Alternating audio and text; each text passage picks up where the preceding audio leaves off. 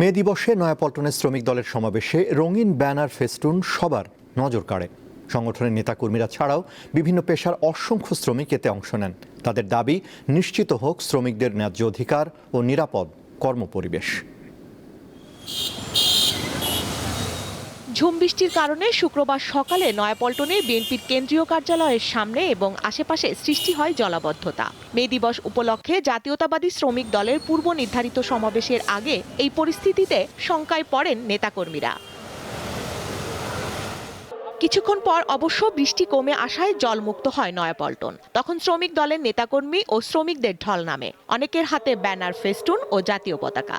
আজকে আমরা মেহনতি শ্রমিক যারা আছে আমাদের জন্য খুবই একটা আনন্দের দিন। আমাদের যে ন্যায্য দাবি দেওয়া সেগুলো আমরা আজকে মে দিবসের মাধ্যমে সরকারের কাছে দাবি জানাচ্ছি। আমাদের শ্রমিকদের অধিকার, সম অধিকার এবং ন্যায্য মজুরি এবং সুষ্ঠুভাবে বাংলাদেশ গড়ার একটা পরিকল্পনা আমাদের থাকতে হবে।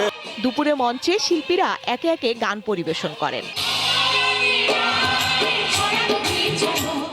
শ্রমিকরা তাদের অধিকার নিশ্চিতের পাশাপাশি কর্মপরিবেশ নিরাপদ এবং মালিক শ্রমিক সুসম্পর্ক বজায় রাখার ওপর গুরুত্ব আরোপ করেন।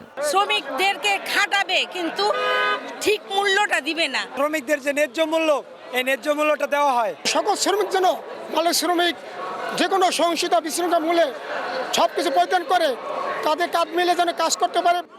সুস্থ শ্রমিক, কর্মঠ হাত, আসবে এবার নবপ্রভাত। এই প্রতিপাদ্য নিয়ে পালিত হয় এবারের মে দিবস।